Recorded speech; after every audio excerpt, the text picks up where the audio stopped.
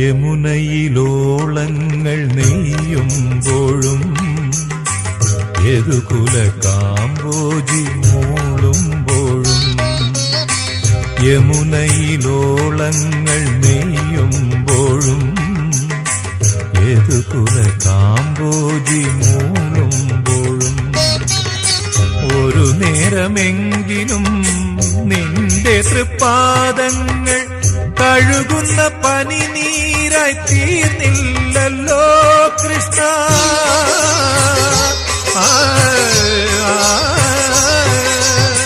ഹൃദയത്തിൻ സംഖിൽ ഞാൻ വാർന്നില്ലല്ലോ, അപ്പോഴും നീ കള്ളച്ചിരി ചിരിച്ചു, അവിൽ പൊതിയഴിച്ചു, പുണ്യം പങ്കുവച്ചു.